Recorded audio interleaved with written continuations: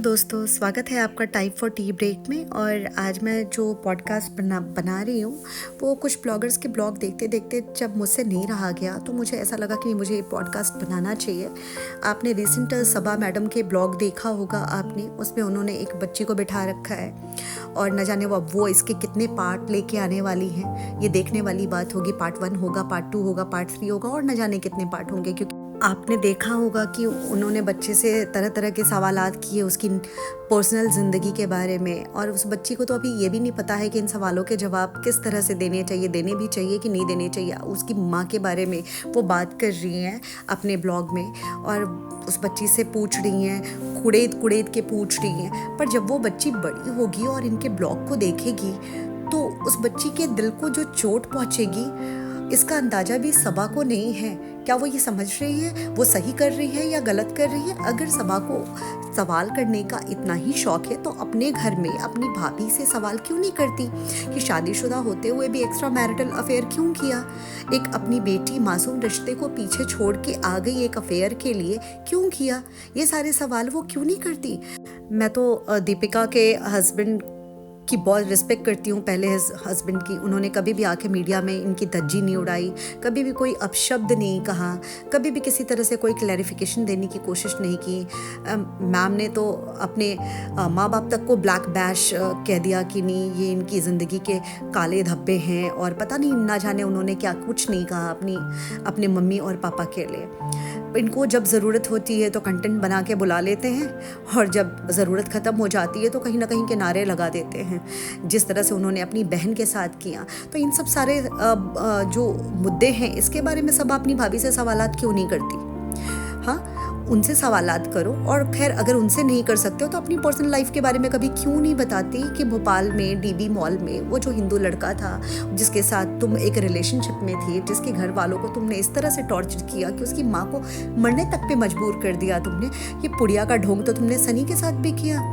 पर जैसी तुम हो शायद तुम्हें कर्मा उसी तरह का मिल रहा है। तुम्हें पति भी वही मिला है जो तुम्हारे पैसों पे पल रहा है, जिसे ना काम करना है ना धाम करना है, बस तुम्हारे पैसों पे ऐश करना है। उससे सवाल करो ना कि वो तुम्हारे पैसों का इस्तेमाल कहाँ कर रहा है, किस तरह का बिजनेस कर रहा है, कहाँ पे तुम्हारे पैसे उड़ा रहा है। उससे सवालात करो। उसको बिठा के क्यों नहीं सवाल जवाब करती? ये सवाल जवाब अपने बारे में क्यों नहीं करती जो तुमने किया है? उस बच्ची को क्यों कंटेंट बना रखा है? यार कौन सी पैसे की कमी है तुम्हारे पास? किसी भी चीज़ की कमी नहीं है यार। तो कम से कम भगवान से, खुदा से डरो। ऐसा मत करो कि किसी की ज़िंदगी आसान ना रह जाए। कल जब वो बड़ी होकर के मुड़ के देखे तो वो ज़ख्म वो ज़िंदगी भर ना भूल पाए। तुम्हें पैसे चाहिए तो तुम्हें पैसे मिल तो रहे, तुम उड़ा तो रही हो, और तुम्हारा वो निठल्ला पति उड़ा तो रहा है पैसे।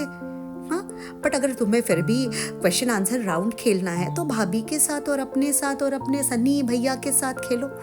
वो तुम क्यों नहीं खेलती? ब्लॉगिंग करो बट हेल्दी ब्लॉगिंग करो ना। किसी की लाइफ सफ़र करे ऐसी ब्लॉगिंग मत करो। किसी की ज़िंदगी को नरक मत बनाओ। और तुम नरक बना रही हो एक छोटी सी मासूम बच्ची की ज़िंदगी को सबा, और ये सही नहीं है। ब्लॉगिंग होनी चाहिए, करो, पर सही मायने में करो ना। अच्छी ब्लॉगिंग करो, हेल्दी ब्लॉगिंग करो। ऐसा करो कि तुम्हारे व्यूअर्स भी देख करके प्राउड फील करें। ये अनाप शनाप ब्लॉगिंग अनाप शनाप पैसों के लिए क्यों कर रहे हो?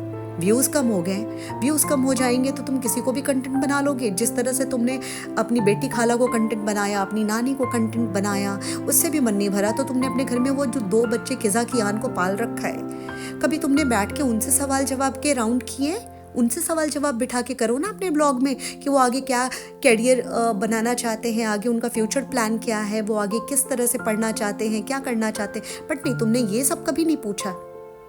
क्यों पूछोगी? उनके सो कॉल्ड सब्सक्राइबर जो उनके अंधे भक्त हैं उनको ये सारी चीज़ें दिखाई नहीं देती। उन्हें कहीं पे भी कुछ गलत नहीं लगता।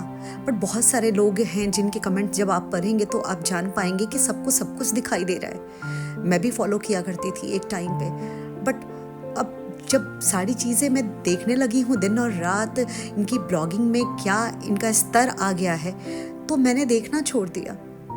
बट बहुत सारे कमेंट पढ़ने के बाद, देखने के बाद रहा नहीं जाता, तो मैंने आज ये पॉडकास्ट बनाया है। आई होप कि आपको ये पॉडकास्ट पसंद आएगा।